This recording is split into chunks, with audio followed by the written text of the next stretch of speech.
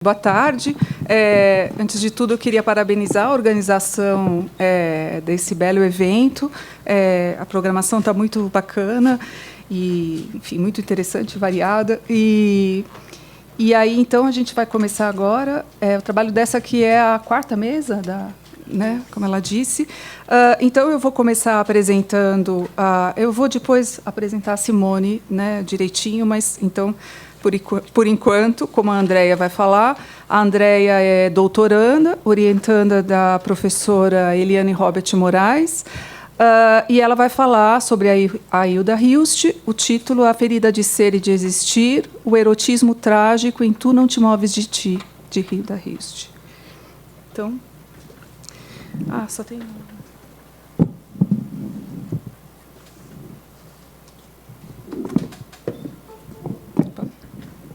Oi, boa tarde. Está puxando aqui. Boa tarde, está todo mundo me ouvindo? Bom, queria, então, primeiramente agradecer a oportunidade de apresentar no seminário. A comissão organizadora, também agradecê-los por estar aqui me ouvindo, né? A professora Priscila e a Simone, minha amiga, também, por compor essa mesa comigo.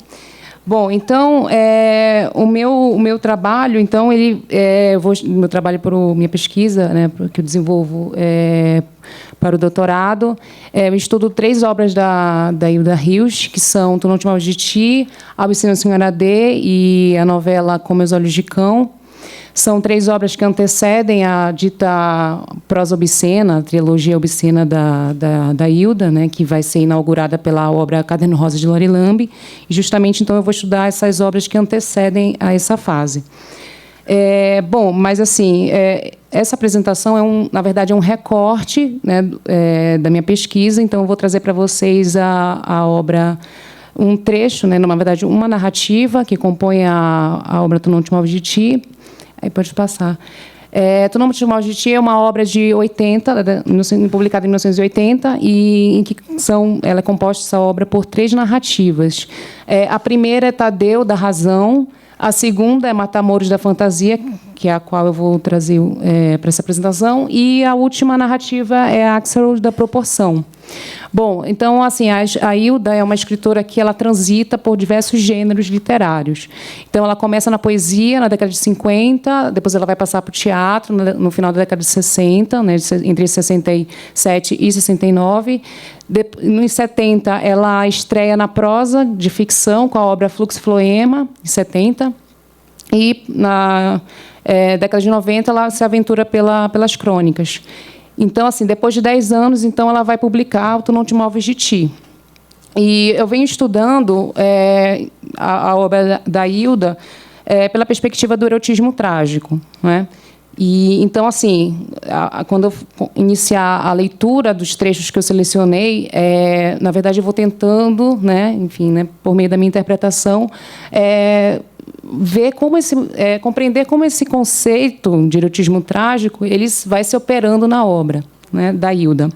E, bom, um traço bastante peculiar da obra da Hilda, e que me inquieta desde quando eu comecei, anos atrás, lendo a poesia dela, é que as experiências eróticas elas são atravessadas por imagens que se remetem à morte e à desordem do corpo, né? Seja em seus excessos e em seus extremos.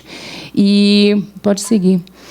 Para José Castelo, a literatura da Hilda Hilst ela mexe com as 2 últimas fronteiras da modernidade, a paixão e a morte. E, bom, com efeito, o erotismo abre-se para pensar a condição humana no esgarçar de todos os limites, correlacionando-se com os signos da finitude e do desregramento. Bom, esse fato ele não só acontece não só é visível na prosa, mas também na poesia. Por exemplo, no mesmo ano, em 1980, a Hilda publica a obra Da Morte, Odes Mínimas. E nos vários poemas que compõem essa obra, há uma sugestão, né? Os poemas sugerem, na verdade, uma aproximação carnal, um encontro erótico entre os homens, né? Que ela chama de os consortes do tempo, né? No poema, essa figuração, essa imagem, então, entre os seres humanos e a sua dura hora, né? mas, ao mesmo tempo, a amada morte, né? Como está no poema. Bom, então, primeiramente, então, o que é o erotismo trágico, né? Então, eu parto das formulações do Georges Bataille, um filósofo francês, especificamente na obra As Lágrimas de Eros, que é uma obra de 61. Se eu não me engano, se eu não falho minha memória, é a última obra que ele publica em vida. E, nessa obra, ele vai, então, se deter em um determinado capítulo sobre a partir desse diálogo com o imaginário grego, ele vai dialogar, então, conceber o erotismo trágico.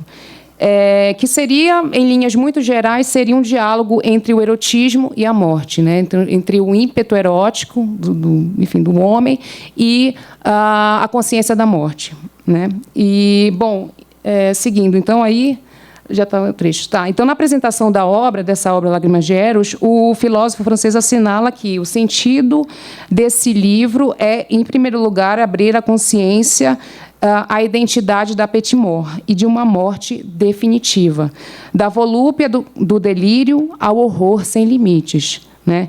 Então, esse termo francês, petit mort, foi um termo cunhado no século XVI pelo cirurgião Ambroise Paré, para se referir aos espasmos provocados pelo gozo e o orgasmo. E, justamente, essa pequena morte, ela convoca os amantes a transgredir os contornos, né, dos seus corpos e a perda de si mesmos, né? Então, justamente, chegamos a uma dissolução. Por isso, uma pequena morte, né? Ou seja, os amantes perdem seus contornos. E o erotismo trágico encarna, então, a violência do frenesi erótico, assim como abarca a experiência contraditória e ambígua do ser humano, aludindo a extremos que se tangenciam, né? Risos e lágrimas, volúpia e horror, vida e morte.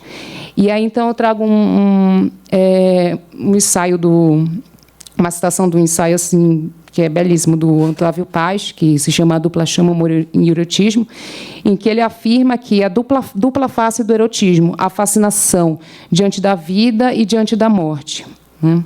Bom, então, seguindo, já adentrando na narrativa da Hilda, na Matamoros, que é a segunda narrativa que compõe a obra, e essa narrativa ela vai remontar a tempos antigos, em uma pequena aldeia. Então, toda a estrutura da narrativa é muito fabular, muito era uma vez, né? E envolve, então, a personagem título, que é a Maria Matamoros, o amante dela, que é apenas identificado como meu, com letra maiúscula, e a sua mãe, que se chama Rayaga, né? Então, ela desconfia, todo o conflito gira em torno de um possível triângulo amoroso entre os três. E, bom, nesse sentido, a paixão adquire matizes agônicos na medida em que é assombrado pelo sentimento do ciúme, né? Então, este sentimento, por si só, conduz, principalmente a personagem da Matamoros, ao espectro da violência, da destruição e da morte. Bom, então, desde muito nova, desde muito nova, a Matamoros, né, a Maria Matamoros, tal como a Lori Lambe, elas já são introduzidas, já são iniciadas sexualmente, né, enfim, desde muito novas. Então, a Maria se expõe a prática voluptuosa do tocar de qualquer, o tocar de muitos, o tocar sem nome. A dimensão carnal também assume uma importância fundamental. Eu acho que poderia dizer que na grande parte da obra da Hilda. E, de sorte que o enredo dessa narrativa ela contém diversos trechos descritivos que remetem a matizes e sinestesias do mais vivaz erotismo. E há uma confusão, algo que é bastante peculiar, que é uma confusão entre corpos humanos e a natureza ali da aldeia. E, bom, e aí eu trago a citação. Cada noite era noite de abraço, de mastigar e de lamber a carne, de cheiro gosma de casuarinas, o escorrer vermelho, ferido, mas membrana de amora. Amplificando-se na sugestiva imagem do escorrer vermelho de um corpo ferido, a violência dionisíaca, essencialmente erótica, associa-se ao movimento de dissolução dos limites entre os amantes. Nessa direção, a experiência amorosa transmuta-se em uma verdadeira noite de abraço, né, diante da qual a potência misteriosa do ato erótico opera a fusão carnal a partir de um borramento dos contornos dos amantes. Cito. Quando havia interesse, me falava, entre a alma de dois, entre dois corpos. Podia anoitecer sobre os nossos contornos, que não se percebia, que muitas coisas ainda haveríamos de calar, e que nessa envoltura é que estaria o dizer. Na narrativa ayushiana, o erotismo trágico manifesta-se sobremaneira em uma das facetas do excesso mais sombrias do ser humano, o ciúme, né? Ou seja, é no arrebatamento desses sentimentos implacáveis e incomensuráveis, como o ciúme, que repousa, então, o erotismo trágico. Maria Matamoros acredita que Hayaga, né, a sua mãe, e o seu amante, estão mantendo um sórdido relacionamento às escondidas. Somente de imaginar a possibilidade de um simples toque de mãos de Hayaga no seu amado, Maria já se sente invadida, né, se sente ferida por tal sentimento, com a mesma intensidade de uma entrega à paixão e aos seus desígnios enigmáticos. Cito. Tive ciúme, tamanho da possível ternura de velhice, como Hayaga deveria tocá-lo se o tocasse. Examinei-lhe as mãos e surpreendi-me do afilado forte, dorso sem manchas, um claro de unhas, as mãos pendidas nem pareciam ter veias de tão lisas. Olhando-as, me detive nas ancas, que largas eram, que coisa desejável e espaçosa para um homem mover-se sobre elas, esfregar-se, contorná-las com aquelas grandes mãos que eram as mãos do meu homem. Olhei minhas próprias ancas e vi pobreza, duras, estreitas, alta que sou. Pensei, está bem que sejam como são, mas não estava de contentamento. Alisei disfarçada meu encovado ventre, e de canto de olhos vi o de Hayaga, um delicadíssimo redondo, curvatura de pequena maçã. Bom, então a velhice não aparente do corpo de Hayaga transveste-se de um vigor profundamente lascivo e sedutor. Maria deprecia-se e imputa-lhe uma condição de subalternidade em termos físicos em relação à mãe. Conforme destaca o Flávio Gicovati, que é um psicanalista que fala sobre amor e solidão, e aí nesse mesmo estudo ele fala sobre o ciúme, e ele diz: o ciúme tem importante correlação com a humilhação, com uma ferida na vaidade, com a sensação de ser tratado com descaso e inferioridade, de ter sido preterido, trocado por alguém mais interessante. Ainda que meu representasse o seu inebriante presente de carne, como ela fala na narrativa, o ciúme persiste em toda a sua pungência. Eis o dilaceramento ciumioso, como ela diz na narrativa. A ferida excruciante de Matamoros que, se por um lado oferece-lhe o gozo de posse daquele que ama, por outro lança no fundo abissal da insegurança e da incerteza. Cito. Que dádiva enxergá-lo. Era meu esse homem, o encantado se fazendo carne. Meu nas noites e fervoroso tanto. Vinho e leite me sabia seu corpo. Sim, meu nas noites e encolho-me ferida porque penso. De Hayaga nas madrugadas? Em meio ao sofrimento lacinante de Maria, convém ressaltar a posição de Alva Martínez Teixeiro, a qual defende que na prosa ayushiana há um erotismo apocalíptico, desesperado, onde o sexo, como defendem Sade, Bataille ou Quignard, é vizinho da morte, procurando perturbar o leitor e promover sentimentos contraditórios de compaixão e de repulsão. A morte e seus desdobramentos cruzam a paisagem amorosa à espreita dos amantes.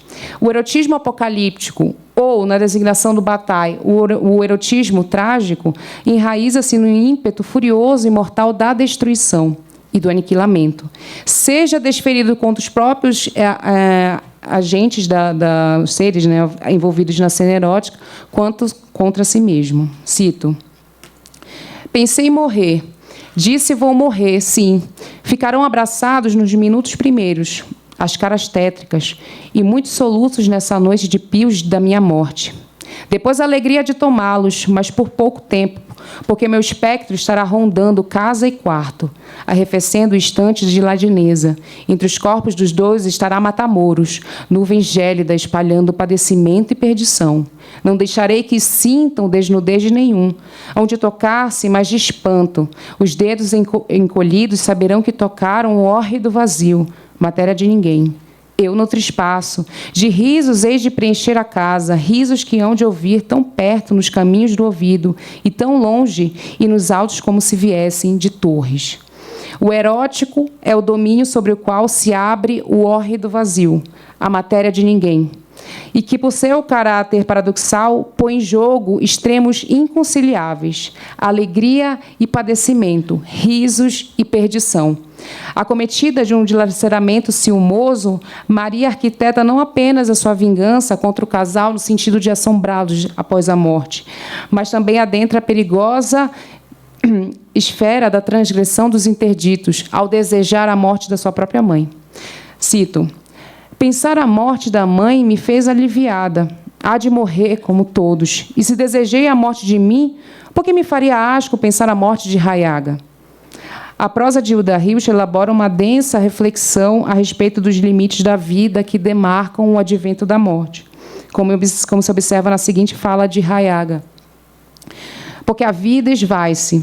Por isso que nós, os velhos, gememos, cara particular, porque ao encontro do tempo, do limite, daqui a pouco, Maria, estou com Deus cara a cara. Em suma, o erotismo trágico é capaz de encenar uma dimensão finita e angustiante da existência humana. Cito: não sentes, então, numa soma final, que é mais dor do que alegria o existir? Na passagem dissoluta do limite ao não limite, a experiência de Eros atravessa os insondáveis da vida e chega ao seu avesso, ao não ser, a morte. Cito Bataille no erotismo. Do erotismo, é possível dizer que é a aprovação da vida até na morte. Há um fascínio particular entre as tessituras da morte e do erotismo, em que a violência dionisíaca instaurada pelo encontro sexual, ou, nesse caso, pelo ciúme, desvela na nudez dilacerada dos amantes a convulsão da carne, a pulsante ferida de ser e de existir. Acabei. Obrigada.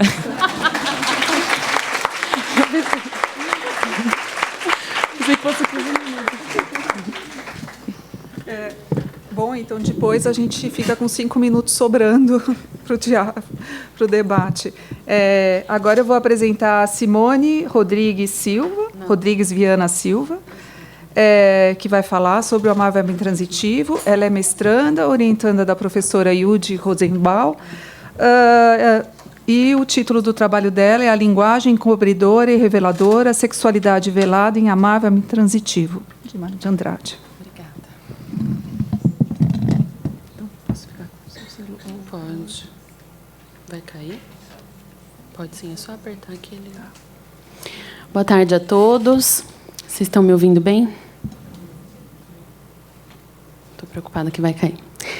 Boa tarde, Andréia, Priscila. Que bom que eu estou aqui com vocês. Eu sou mestranda, como a professora Priscila já informou vocês, e o meu trabalho é sobre amar verbo intransitivo. Tem esse título bem grande. O meu trabalho é um diálogo entre a literatura e a praxis psicanalítica. Então, eu analiso como o Mário faz um jogo com o leitor nesse livro, um jogo de encobrir e revelar. Encobrir e revelar o quê? Encobrir e revelar a sexualidade. Tá? Então, é sobre isso que a gente vai conversar agora, nesses minutos que eu tenho para apresentar para vocês. O que eu vou apresentar são resultados parciais. Tá? Eu estou no meio da minha pesquisa. E a gente vai falar um pouquinho, então, sobre como esse jogo é trabalhado com a gente e de que maneira, linguisticamente, o Mário faz isso. Eu trouxe para vocês umas capas. Eu não resisti a trazer essas capas para vocês, porque a capa ela é muito reveladora, né? Ou não. A capa que eu uso, ela não é reveladora, a minha é essa aqui, que é a primeira, mas a gente tem algumas outras capas que revelam um pouco além do que poderia ser revelado. Eu não estudei as capas, mas eu fiquei até tentada a estudar essa última, que é uma capa portuguesa, vai parecer até piada pronta, mas é uma capa portuguesa, que tem aí um coração e Carlos e a Elsa ali, né, numa representação um pouco estranha, mas enfim. Amar, Verbo Intransitivo, ele foi publicado pela primeira vez em 1927. Foi o primeiro romance do Mário a ser publicado. O Mário nomeou esse romance de idílio, tá? Que é algo que eu estou estudando nesse momento, por que chamar esse romance de idílio. Mas isso já traz para nós uma questão que permeia a obra inteira, que é a questão do amor e da sexualidade. E Mário recebeu duras críticas nessa primeira versão, porque ele tinha um autor que se intrometia muito no texto e ele não traduziu as partes em alemão, o que é bem significativo, né? Porque, para quem não é leitor do alemão, ficou tudo muito velado, ficou tudo muito escondido. Em 44, Mário republica, então, ele faz uma segunda publicação. Republica não, porque ele faz modificações. Ele retira algumas das intromissões desse autor e ele traduz grande parte das falas em alemão do livro, o que tornou o livro bastante acessível e menos velado, digamos assim, tá? Eu vou seguir um roteiro aqui, porque eu divago muito, então eu fico um pouco preocupada. E aí ele tornou, então, essa obra mais acessível. Para quem não leu Amar, sobre o que ele fala? Ele conta a história da iniciação sexual de Carlos. Carlos é um adolescente de 15 anos, filho dos pais Dona Laura e Felisberto Souza Costa, e irmão mais velho de 3 mocinhas, a Maria Luísa, de 12 anos, a Laureta, de 7, e a Aldinha, de 5. E o pai, Felisberto, contrata Elsa, ou Fräulein, que é o termo em alemão para senhorita, mas fiz uma pesquisa, eu preciso achar uma fonte melhor, de que há lugares da Alemanha que usam Fräulein como prostituta ou como garçonete. Então, isso é algo que eu quero me debruçar um pouquinho melhor ainda. E o Felisberto contrata a Elsa para iniciar sexualmente Carlos, o que é algo que tem que ser velado. Tá? Essa iniciação sexual, ela não pode vir a público, é uma coisa que, né, uma prática que talvez até hoje seria considerada uma prática polêmica. E aí ele contrata, então, a Elsa já com os subterfúgios que serão ensinar alemão para os 2 filhos mais velhos, então não só o Carlos, mas a Maria Luísa, e ensinar piano, que era uma prática, né, super bem vista pela burguesia brasileira nesse período aí, do começo do século XX. Então, Elsa é contratada para fazer justamente esse duplo papel que ela vai exercer, que é iniciar sexualmente o Carlos, e isso fica nos bastidores, e o que é mostrado socialmente é que ela vai, então, ser uma preceptora, tá? A palavra que aparece no filme. No livro, desculpem, tem um filme. Que horror. Gente, eu queria deixar claro logo de cara que a palavra prostituta não aparece na obra. Tá? É uma palavra encoberta o tempo inteiro. E quando aparece meretriz, é numa forma de negação. É quando a Elsa diz as meretrizes outras, porque ela não se nomeia meretriz. Tá? Esse casal, o Felisberto e a Dona Laura, eles são apresentados de maneira bonachona, assim, uma maneira meio patetas às vezes, porque eu acho que isso elimina um pouco o peso dessa decisão de iniciar sexualmente o Carlos e até aproxima a gente um pouco desse casal. Por favor. Eu trouxe um trecho para vocês, porque é um casal meio prototípico da burguesia, a gente pode pensar nisso, porque o homem vai para os bordéis e a mulher finge que nada está acontecendo, como mais uma forma de encobrir essa sexualidade. Então, eu trouxe o trecho que é o seguinte. Nas noites espaçadas em que Souza Costa se aproximava desta mulher, ele tomava sempre cuidado de não mostrar jeitos e sabenças adquiridos lá embaixo no vale. No vale do Anhangabaú? Dona Laura comprazia com prazer do marido. Com prazer? Cansada. Entre ambos se firmara tacitamente e bem cedo uma convenção honesta. Nunca, jamais, ele trouxera do vale um fio louro no paletó, nem aromas que já não fossem pessoais. Ou então, aromas cívicos. Dona Laura, por sua vez, fingia ignorar as navegações de Pedro Álvares Cabral. Convenção honesta, se quiserem. Não seria, talvez, a precisão interior de sossego? Parece que sim. Afirmo que não. Ninguém o saberá jamais. Esse é um trecho, logo no começo da obra, em que o Mário vai abordar esse casal de maneira bem irônica, vocês perceberam. O Felisberto ele é apresentado como um português, então essas navegações do Pedro Álvares Cabral, elas fazem um sentido irônico aqui, tá? Aqui eu gostaria de já apontar algumas coisas para vocês em relação à maneira como eu estou entrando nessa obra. Eu analiso na materialidade linguística como que o Mário de Andrade encobre e revela. Então, ele faz muito essas perguntas que ele mesmo responde. No Vale do Anhangabaú? O que é o Vale do Anhangabaú? Então, é um revelar que não é revelado. É um revelar que fica ao preenchimento do leitor. Tá? E aí, esse preenchimento a gente vai construindo a partir do contexto e a partir da própria temática da obra. Então, ele vai dizer aqui das sabenças e dos jeitos, e isso vai construindo uma nuance de sexualidade, de prostíbulo, né? Então, é dessa forma que o Mário vai fazendo essa construção. Tá? Eu anotei aqui mais algumas coisas. Esse fio louro, esses aromas, são metonímias que a gente tem para esse amor venal. Tá? Então, essa prática desse amor venal, desse amor pago. A convenção honesta entre os dois, e daí o Mário vai dizer, será que não é uma precisão interior de sossego? E tem um bordão aqui. Tá? Nesse livro tem um bordão que percorre o livro inteiro, que é esse... Ninguém o saberá jamais. E aí tem dois autores que estudaram essa obra e que vão abordar essa questão desse ninguém o saberá jamais.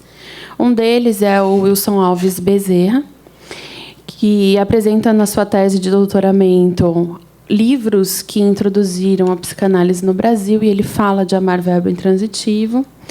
E ele vai abordar que, nesse livro, o Mário contrapõe o bordão Freud explica, com o bordão do Mário, que introduz, na tese do Alves Bezerra, que introduz Freud com Ninguém o Saberá Jamais. Tá? Então, para ele, ele deixa claro que amar verbo intransitivo instaura a psicanálise num lugar de não saber. Tá? Na verdade, ela fica nesse lugar de não saber, o que corrobora com a minha...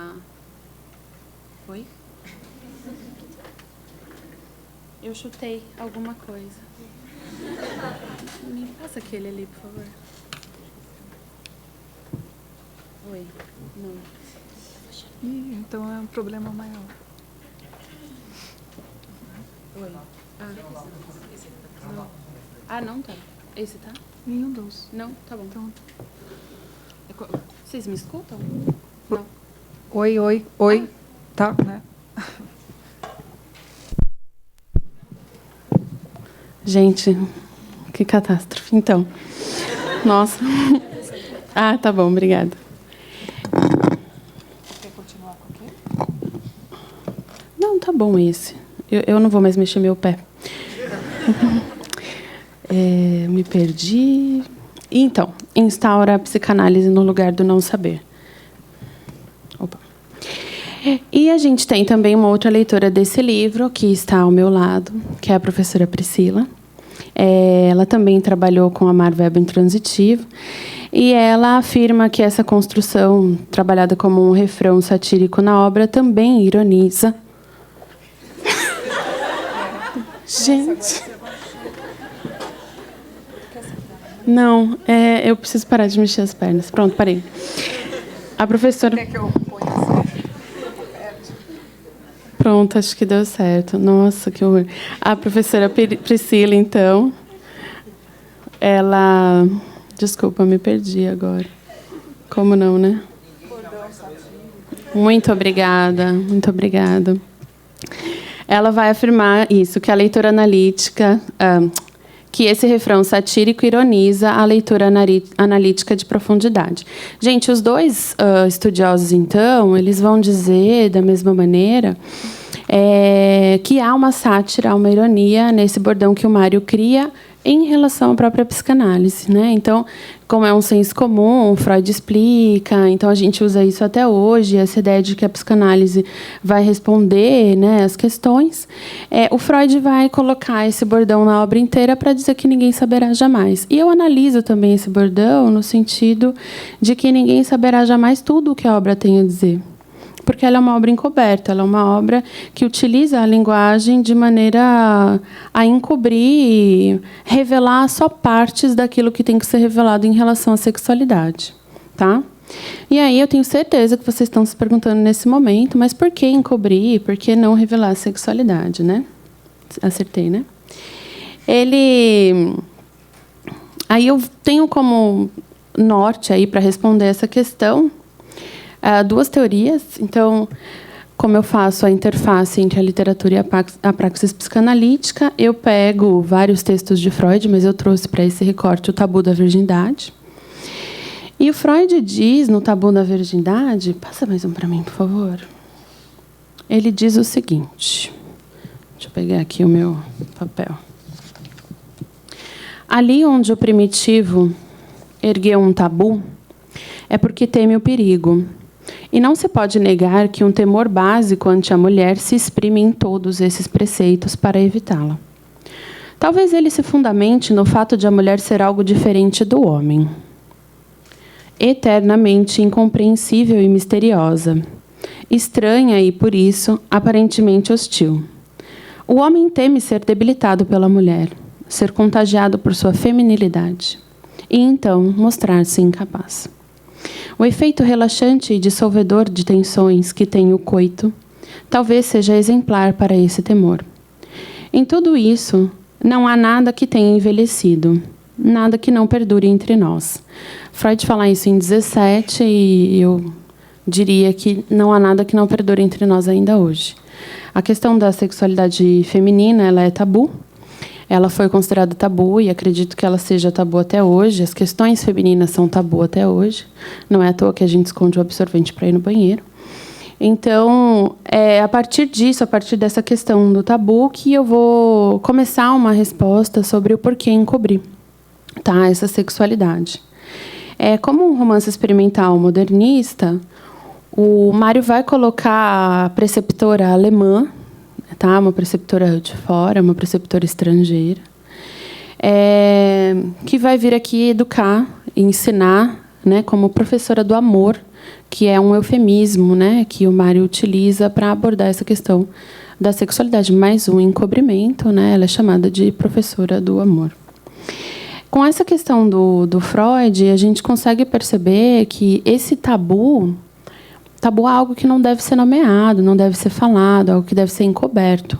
Então, a sexualidade desse livro, inclusive essa prática sexual de inicialização, ela tem que ser encoberta. Outra teoria que eu vou utilizar, uma teoria de uma historiadora, da Margaret Rago, a partir desse livro, Os Prazeres da Noite. A Margaret Rago, que é professora da Unicamp, ela é historiadora e professora da Unicamp, e esse livro foi a tese de doutorado da Margaret Rago, em que ela aborda a questão da prostituição em São Paulo, nas décadas de 1890 a 1930. E a Margaret Rago, ela vai trabalhar nessa sua tese questões relativas à introdução da mulher no espaço social, no espaço público. Então, as mulheres que ficavam em casa e supriam os afazeres domésticos, a ponto de, inclusive, coser as roupas dos filhos e cuidar de tudo dentro da casa, elas começam com a demanda, com oportunidade que veio do capitalismo de poder comprar as roupas, e então algumas questões que antes elas supriam dentro da casa não precisam mais ser supridas pela mulher, elas começam a sair desse lar.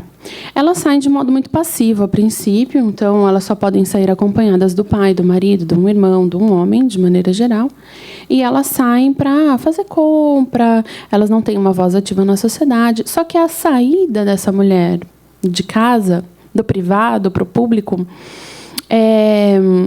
ela causa uma pequena questão assim de leve, que é como eu vou me diferenciar da outra mulher que já está no espaço público, que é a prostituta.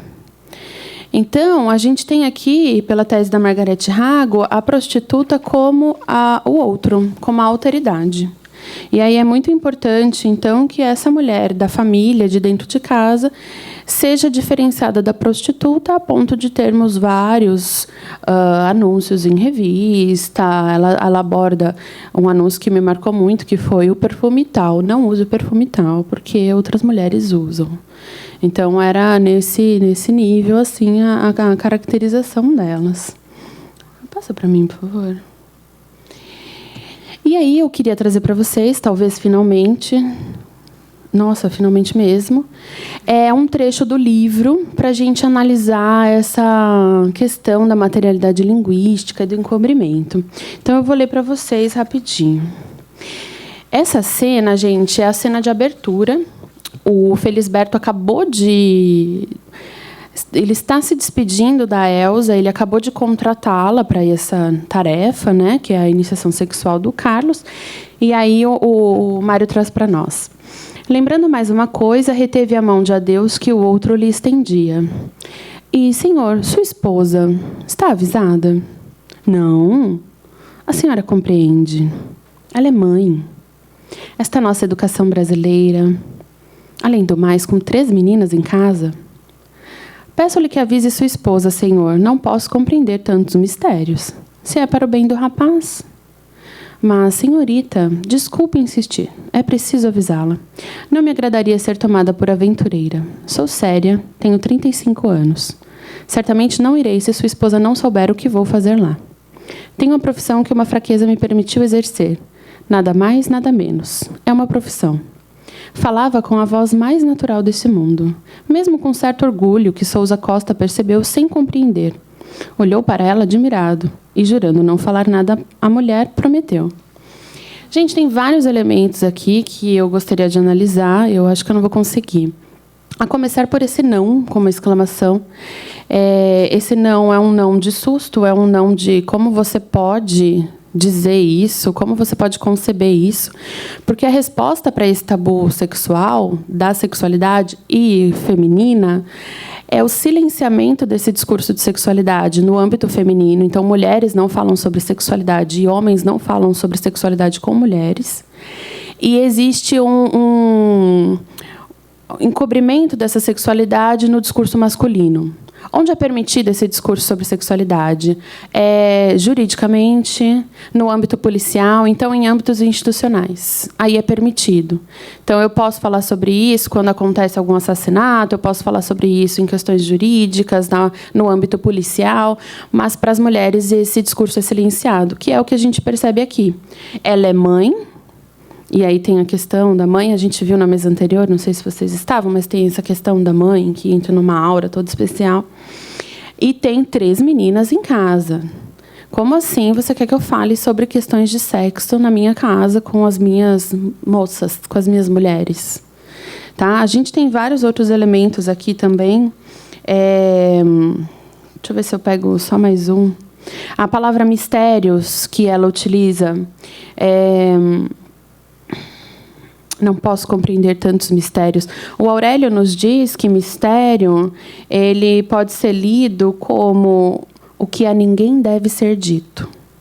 Confidência, segredo. A sexualidade é um grande mistério. A sexualidade é um grande mistério porque nós não debatemos sobre ela, porque ela não é revelada, e no livro ela fica como algo misterioso. Aventureira é uma metáfora. bastante interessante, eu fui atrás de um estudo sobre isso. Monteiro, em 1998, vai dizer que a aventureira é aquela mulher de classe social mais baixa que procura um casamento vantajoso. E é muito interessante a cena de abertura do livro ser a Elsa dizendo: não quero ser tomada como aventureira. Porque é o que ela é.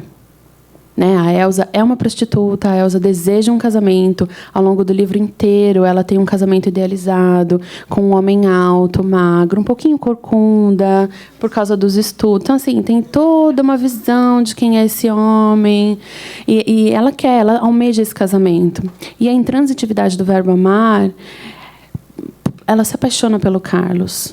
Tá? Ela não dá conta dessa intransitividade. Eu gostaria de abordar mais 2 elementos, que são a negação e a racionalização, porque é isso que a Elsa faz aí, mas o meu tempo acabou, né? Se você quiser aproveitar mais uns minutos que ela não usou. Amiga, muito obrigada. Vou falar rapidamente. Quando a... Você tem exatamente 4 minutos. 4 minutos. Quando a Elsa diz... Mentira. Quando a Elsa diz o seguinte... Não me agradaria ser tomada por aventureira, sou séria. Eu tenho 35 anos, olha essa justificativa. Certamente não irei se sua esposa não souber o que vou fazer lá. Tenho uma profissão que uma fraqueza me permitiu exercer, nada menos, é uma profissão. A Elsa está exercendo, passa para mim, por favor, 2 mecanismos. A negação. Então, a negação é quando a gente nega algo porque a gente não quer que ele venha à tona. E aí, quando ela diz não gostaria de ser tomada por aventureira, é isso que ela está falando. Quando as pessoas dizem, ai, não que eu esteja com raiva, mas... Aí você pode ter certeza que a pessoa está com raiva. Mas vamos pular, porque agora estou preocupada. Não, deixe para lá. Eu achei que eu tinha colocado a outra capa. E volte, por favor, na capa. Isso. Nesse texto, a negação, ele trabalha também a racionalização. O que é a racionalização? Nossa, gente, bem em cima, assim. Freud está até chateado com a minha explicação, mas vamos lá. A racionalização é quando você procura justificativas racionais por alguma coisa que você fez. Então, você briga com a pessoa e daí você fica no banho pensando, eu devia ter falado isso, devia ter falado aquilo, ela não podia ter feito isso comigo. Que é o que ela faz no trecho. Volta no trecho para mim, por favor. Quando ela diz, sou séria, tenho 35 anos, tenho a profissão que uma fraqueza me permitiu exercer, é uma profissão. Essa questão da profissão é muito interessante, porque a Margaret Rago ela vai falar sobre a profilaxia das prostitutas. Tá? Então, as prostitutas elas exerciam, e acreditava-se que elas exerciam uma profilaxia social. Elas impediam que esses jovens caíssem numa perdição absoluta, e era o papel das prostitutas que mantinha as demais mulheres virgens para o casamento. Eu vou encerrar com essa afirmação bombástica. Muito obrigada.